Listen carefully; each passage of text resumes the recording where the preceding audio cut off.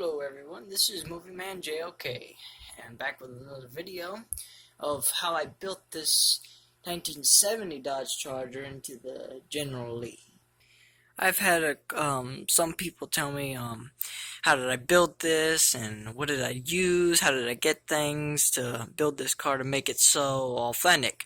So I decided to make a movie to help you or anybody else who would want to create one the same way. So we're going to start by the body.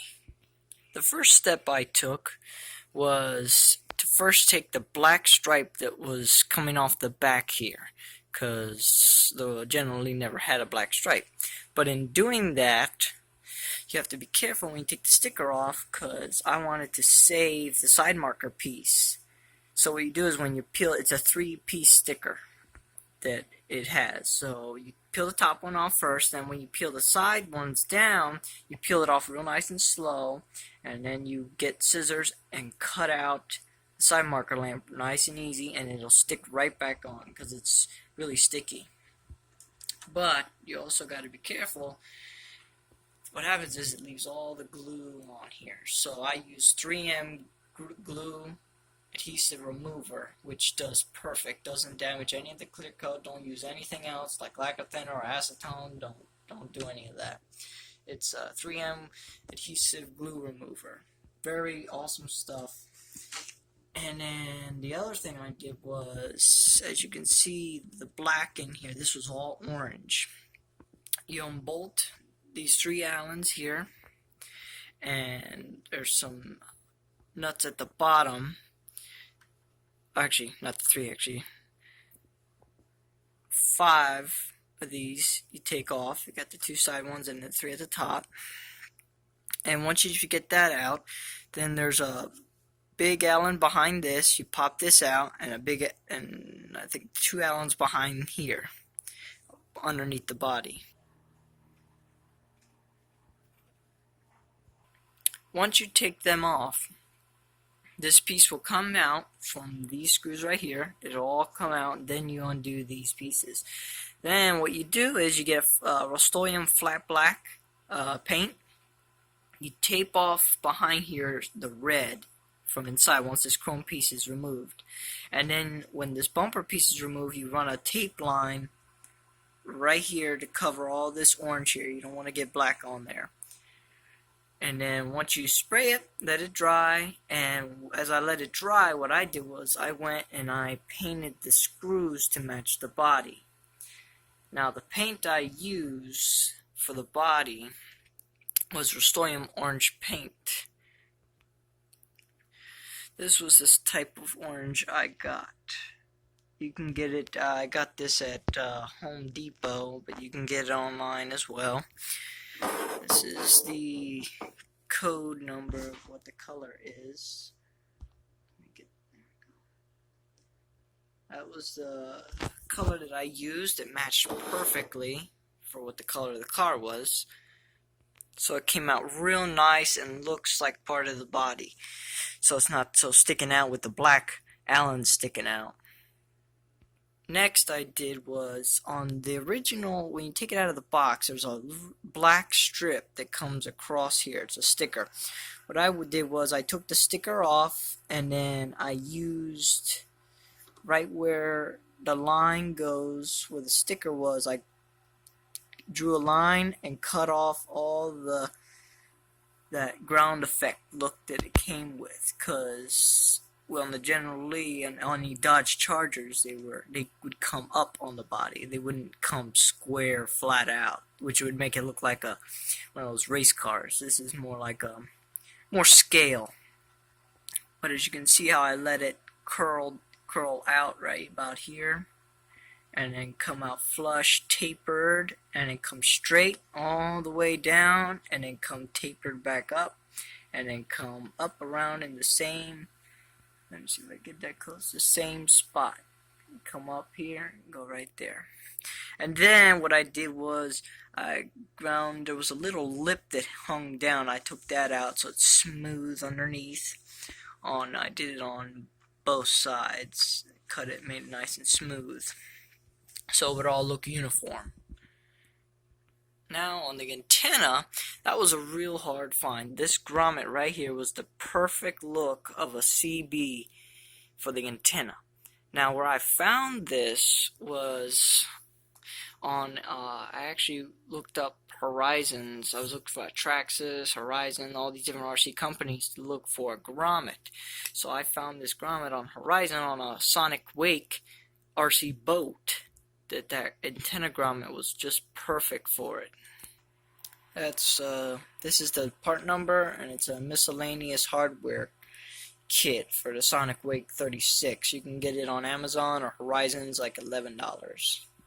And then, of course, I painted the antenna silver so it looked like just like the real one in the movie, and put the little tip so no water or dirt gets down in there. And that's it on the antenna. Now on the stickers, you can see this is a big flag. I had this custom made at a Fast Sign sticker shop that was near me, and they did a great job. Wonderful colors. I ordered one, but they gave me two of them complimentary, so that was really nice. The General Lee and the 01 sticker and the sticker that's in the back right here came from eBay. It was Dukes of Hazzard 110 stickers for RC trucks, which actually is a perfect size because they're stretched and they're not too fat and not too skinny. They're the scale size 01. So that was a good find. Came out real nice. On the car, you can see it looks just like in the video. The next thing I did was, as you can see, the little body pins that hold the body on in the back here. Well, in the factory, they have you having the pins flush, and it sticks up about this tall, but I didn't like that. So, what I ended up doing was, I flipped it upside down, these little towers, which I'll show you in a minute, and I drilled a little hole tapered upward to fit so it wouldn't be sticking up. As you can see, the leveler of how you level the body, this part right here was down here, so I flipped it over to keep it on there so it would stay straight. So, and then you have to grind it back a little bit so it sits just enough for you to drill a little hole here for the pins. So now the pins sit just like this, really flush with the body. You can't really see it when you're driving. I got two black ones to match the rear windshield because it's tinted so they don't stick out. And then for the front, I use the silver ones, so, hood pins, so they shine, they look like, like the real car, how they had the hood pins back in the day. So that's how it looks, nice and flush, holds the body on really good, no, crazy, it won't rip away, holds the body down very well.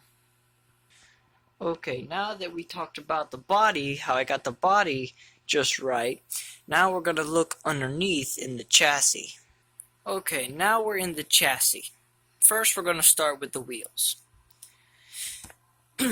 These Vector wheels I got off eBay, they were specially 3D printed.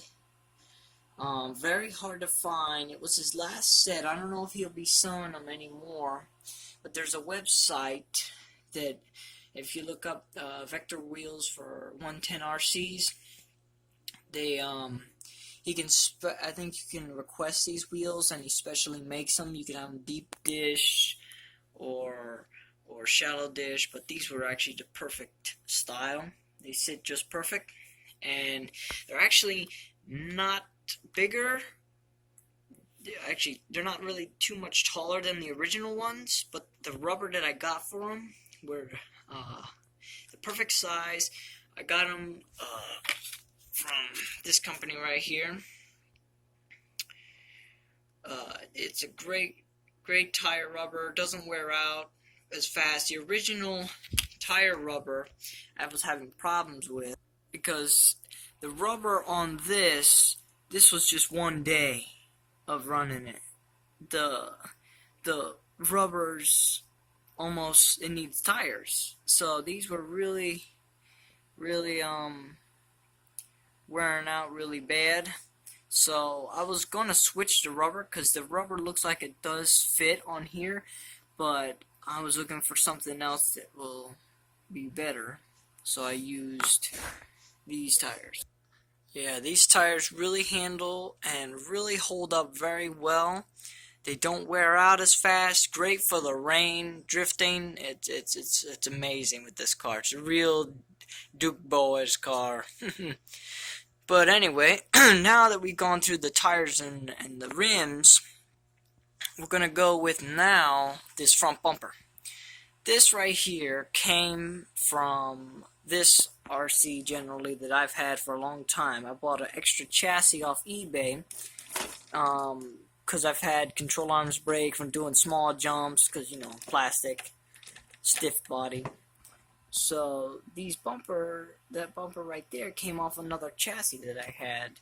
So it was the perfect size. It already had the holes right here for it, so I could put the 2 screws and the 2 nuts sit just perfectly in the little spots there. Then I had to make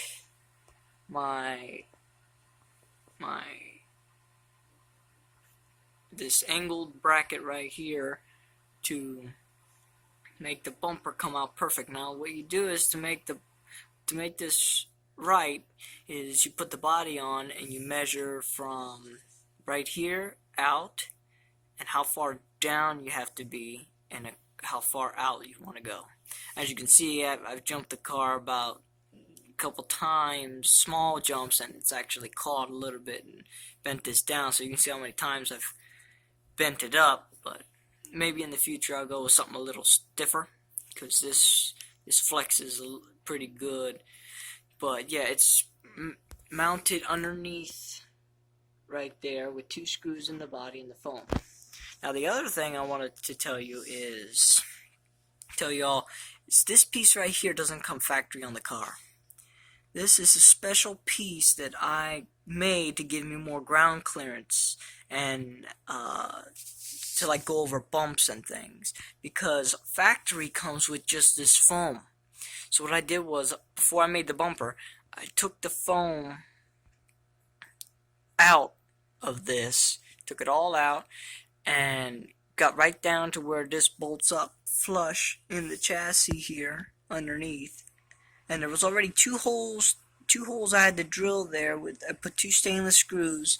That was a piece that came from this chassis. It usually sits like this when it comes from when you buy one of these. It comes up underneath the front.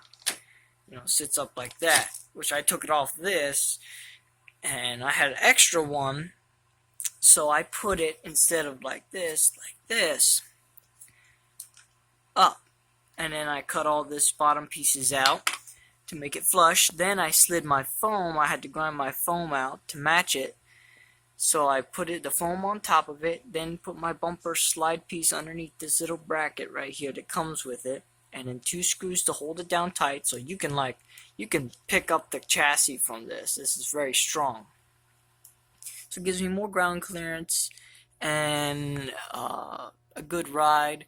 The other thing I did was, it comes with spacers in the box, a lot of spring spacers. So what I did was I just put enough to where when you push down with your finger on the chassis, it doesn't. It's not too stiff, but it's not too soft. So it stays up. I've jacked all the springs to their max height, so it's not so low, because they do come very low, and it's not good when you hit a stick this big and it piles underneath. It's not really good. So I used that, and what I did was, see that one big spacer, they don't come factory on the car, so I used a Traxxas spring space savers for it. I mean, it's not really, you don't have to if you don't want to get them, but I got them for the fact that I can just stick one in there. I didn't have to stick multiple ones in there if they pop out. So that turned out really good. And then now, you're all probably been waiting for is, what is this thing on the front? Well, this thing right here is the Dixie horn. You can't have a General Lee without the Dixie horn. Now this whole idea on the front here is this system I bought. They have it on Amazon or eBay. Is right here. Bike Tones. It's a bicycle horn. And what you do is you pick out which one you want, which I picked out. It's Dixie. Comes in an orange horn. And what you do is you take it all apart from inside here. And it has a board and a speaker and then the little switch in the back. But for me, I had to rethink all this. The way this was going to work was, you can see the speakers right here, the wires and the brain right here, and then you have the wires for the little button. But I had to get a momentary switch right here. So the servo, because you're able to put actually an extra port in the brain. It's a two-stage button on your remote that you can have put a extra servo or light kit or anything in this by a flick of a button on the side of your remote. So I used that port with just a cheap servo, something not too great, but it works really well. And you can see what kind it is that I use. Very lightweight. It's an A330 sub-micros servo by Spectrum, that's a good brand, but it's like $8 servo. Very good. You can get waterproof if you want, but this works just fine. What I did was I put a little screw right underneath it, so when it activates, it pushes down on this right here, and it does the horn. Now, this stays alive all the time. It has separate batteries. Now, the plastic I got here, this is to cover it from water or dirt, so it doesn't affect it. I know it doesn't look the best. I probably could cut out a piece of plastic and make my own covering, but this works just fine. I can change it if it goes bad. But anyway, this right here came from an old lava lamp that I got, the top of them. And what we did was we formed it to fit, so when the body comes over, it doesn't rub, because you don't want this to rub on the body or the paint comes flying off. So this, we shaped it, and then we used silicone, 100% black silicone, and it's super strong stuff. And it's actually a little flexible, so it won't break off, That's the other thing I did. And to get this whole scenario, what I did was on the remote, it has the up and down come from factory, and when I would drive, the problem would be is flicking this up was a problem, because it would make my finger either let off or hit the throttle. It's not consistent with the speed. It makes it jolty. So I got a momentary switch here that you just tap it, and once you tap it, it runs the cycle, which I'll show you here. Okay, now we're on. You can see how it works. Now this horn is super loud. You can hear it when you're running. You can hear it about, I'd say 20-30 feet from you. You can hear it coming when you blast that horn. But as you can see, it just slides right on. Slides right on there. And the button, the momentary switch, helps because you can just tap it. And it's not messing up your speed when you're driving.